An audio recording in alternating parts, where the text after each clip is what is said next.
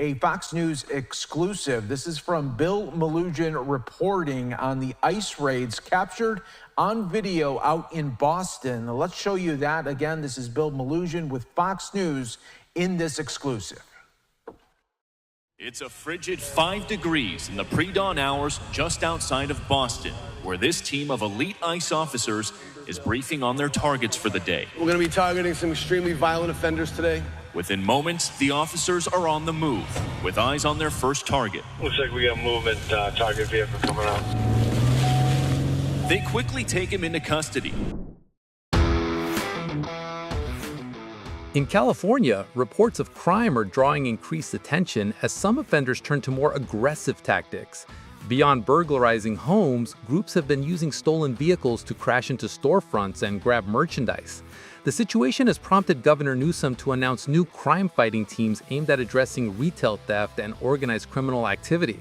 The move came just days after he publicly emphasized California's ability to manage its own public safety challenges without federal assistance. The state's approach highlights the ongoing debate over how best to respond to rising concerns about crime while balancing state and federal roles in law enforcement. Where more than 15 suspects stormed a jewelry store and pushed the 88-year-old owner to the ground. Similar robberies in the Bay Area have ended with people getting hurt. In this case, the store owner fought back by firing a gun, scaring those people away.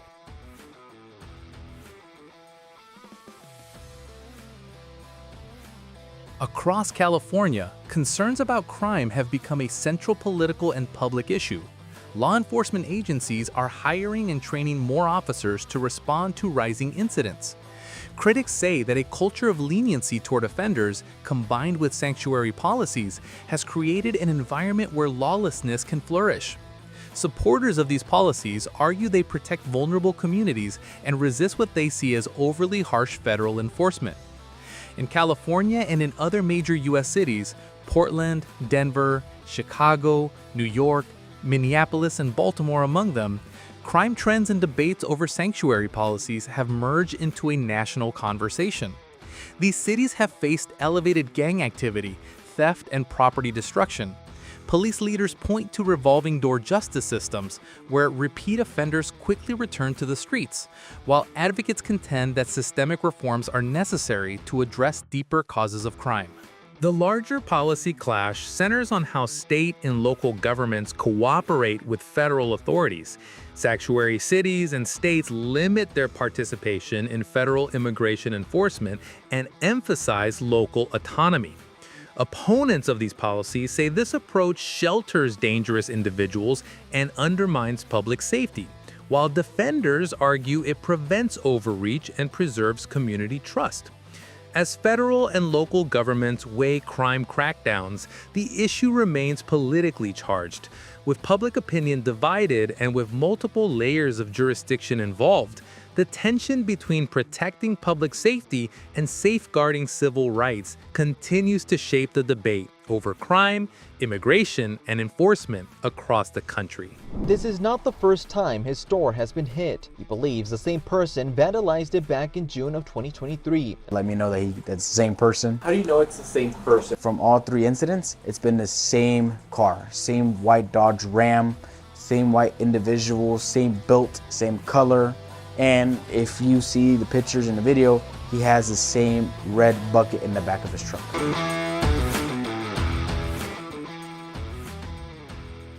Observers point out that crimes like these often raise a difficult question. Why were the offenders free in the first place? In many large cities and states with more lenient criminal justice policies, repeat offenders are frequently cited as a driving factor in ongoing crime trends. Critics argue that lighter sentencing and reduced incarceration can create an environment where individuals with prior records continue to offend.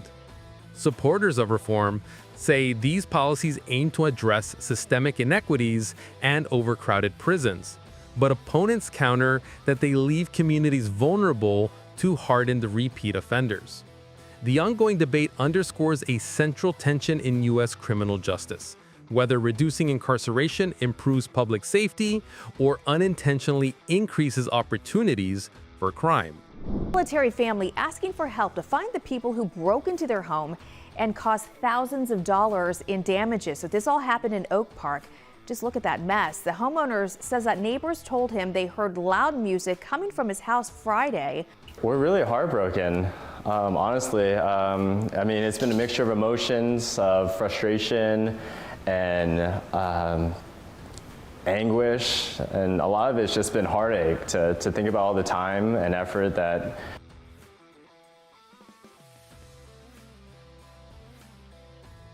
Commentators say incidents like this can upend lives in an instant. They often ask what motivates individuals to engage in such destructive acts instead of holding stable jobs or pursuing lawful opportunities. The question highlights a broader debate about personal responsibility, deterrence, and the influence of public policy on behavior.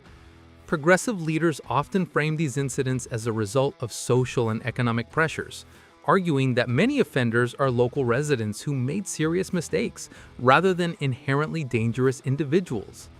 Critics dispute this, saying that such crimes demonstrate a willingness to break the law because consequences are minimal or inconsistent. When groups of people use stolen cars to ramp storefronts and steal merchandise, observers point to what they see as systemic failures, from weak enforcement to revolving door justice systems. Supporters of reform, however, emphasize that tougher policing alone cannot address the root causes of crime. The clash between these viewpoints reflects a larger national conversation over crime prevention, public safety, and the role of government in enforcing accountability. CMPD looking for whoever stole luxury cars off a dealership lot in East Charlotte. Police say it happened last week at Adams Auto Group on Independence Boulevard. Surveillance cameras caught the suspect smashing through the front door. The police report shows the people stole 3 vehicles worth a combined $200,000. If you know anything, contact Crime Stop. There is no sanctuary city.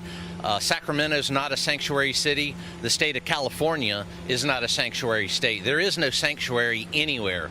Critics argue that many state leaders are struggling to contain rising crime because the problem developed under their watch. They point to policies that, in their view, have created an environment where offenders face few consequences. For example, Governor Newsom has highlighted more than 9,000 arrests, but opponents question why so few of those arrested end up serving jail time. They claim the process often amounts to an arrest followed by quick release, which allows repeat offenses. California's sanctuary status adds another layer to the debate. Supporters say it protects vulnerable communities and ensures local law enforcement is not diverted into federal immigration work. Opponents argue it attracts individuals seeking lenient enforcement, potentially increasing criminal activity by reducing the fear of detention or deportation. Observers also draw connections between smaller, unpunished offenses and later, more serious crimes, suggesting that a lack of accountability in youth can shape adult behavior. These debates feed into calls for stronger measures, from expanded law enforcement resources to federal or National Guard assistance. Supporters of such measures see them as necessary to restore order. Critics warn that militarized approaches risk eroding civil liberties and community trust. Well, new arrest in multiple jewelry store burglaries, all tied to one group of foreign nationals who might have been involved in other thefts as well. Simon editor Mike Rogers is back at the desk now for us. And Mike, police say that they arrested the suspects in the middle of another heist. Are involved in other crimes. As you heard me say, they all were connected to another burglary that was about to take place at a different jewelry store in Laverne. Now, the Glendale Police Department says all of these are foreign nationals. Analysts note that some Californians have grown skeptical that state leadership alone can address rising crime. Critics say relying on the same officials who oversaw increases in theft and property destruction is unlikely to bring quick change. They argue that solutions may have to come from outside the state, though California's leaders have generally resisted federal intervention on criminal justice and immigration matters. The state's history of tense relations with federal authorities, particularly during the Trump administration, is often cited as a backdrop. Supporters of sanctuary and reform policies say they're about protecting communities and upholding civil rights. Opponents counter that these policies inadvertently encourage crime by limiting cooperation with federal agencies and softening penalties for offenders. In the heated political climate, some residents and commentators believe public disorder was excused or downplayed as a form of resistance to Washington policies. Others strongly dispute that narrative, pointing instead to deeper economic, social, and policing challenges. Whatever the cause, the debate over how best to restore public order continues to divide Californians, with one side emphasizing reform and local autonomy, and the other calling for tougher measures and even outside intervention.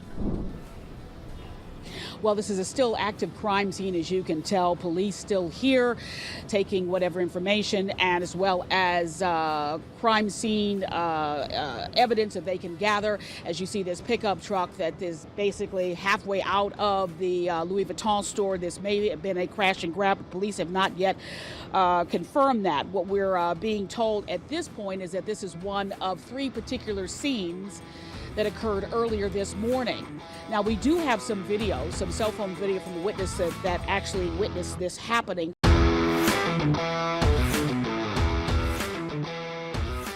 We now know the name of the innocent bystander who was killed after a crash and grab on the Mag Mile yesterday. Cell phone video captured the moments just after the thieves used a pickup truck to ram into the Louis Vuitton store yesterday morning.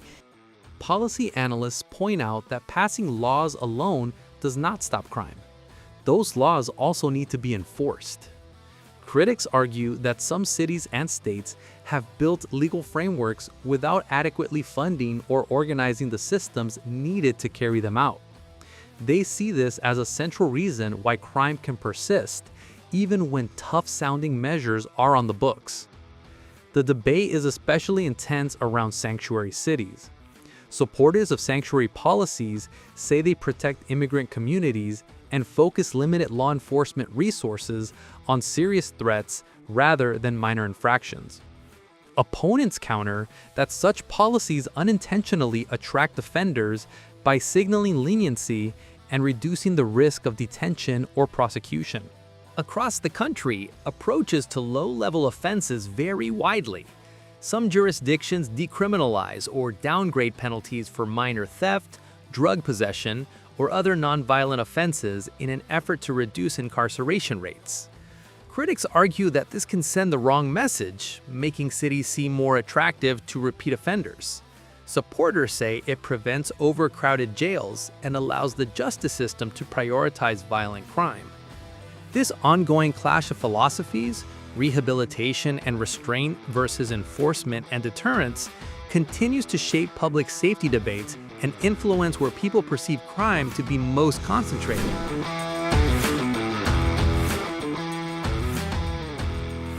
Also, intruders wearing masks tried to break into the home in the Hollywood Hills belonging to an MTV reality star. Now, this all happened early yesterday morning. He's been detailing his experience for followers. Public safety concerns have risen to the point where many residents say they no longer feel secure in their own neighborhoods. Historically, federal resources such as the National Guard have been deployed during moments of crisis to support local law enforcement, freeing up officers to focus on community safety. Yet critics argue that state and local policies can undercut those efforts by extending leniency to repeat offenders and limiting cooperation with federal authorities. Immigration enforcement and criminal justice policy intersect sharply in this debate. Supporters of stricter enforcement say sanctuary-style policies protect people who should be subject to deportation, allowing them to commit additional crimes. Advocates of sanctuary policies counter that conflating immigration status with criminality undermines trust in law enforcement and fails to address the root causes of crime.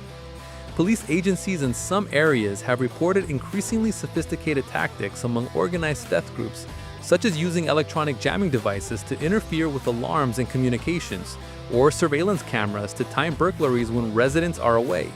Law enforcement leaders cite these methods as evidence of how organized crime can adapt quickly to exploit perceived weaknesses and enforcement.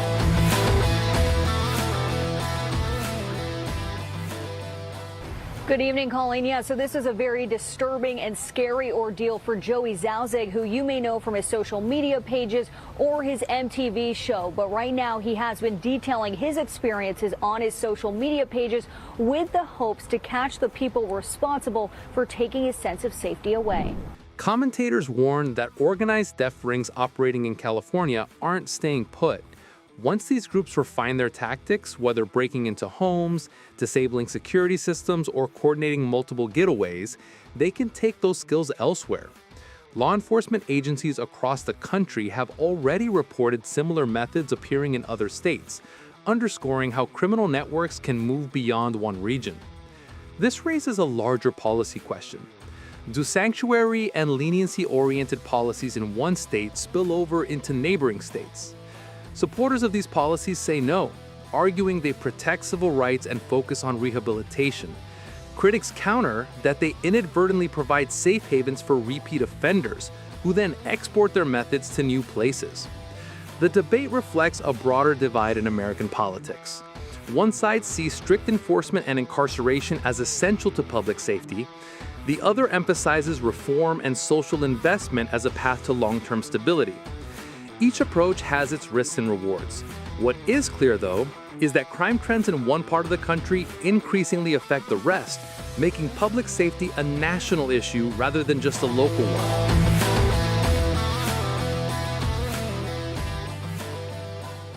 one. So last night at around midnight, we were woken to 3 armed, masked men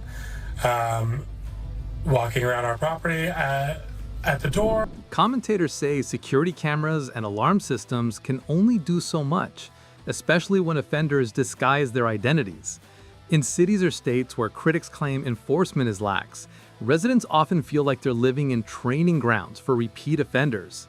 The argument goes like this: if people aren't held accountable for small crimes when they're young, they're more likely to escalate to more serious offenses as adults, becoming seasoned criminals with years of experience outside the legitimate workforce.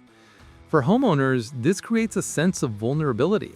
When people believe their security systems aren't enough, or that local laws won't deter offenders, some feel their only option is to leave for communities they perceive as safer.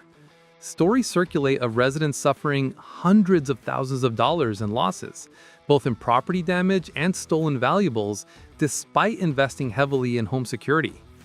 This debate has become part of a larger conversation about public safety and policy. Supporters of reform emphasize rehabilitation and social programs, while critics call for stricter enforcement and accountability. Both sides agree on one thing: crime affects everyday people in deeply personal ways. What's your take? How do you see crime and enforcement shaping life in different parts of the country?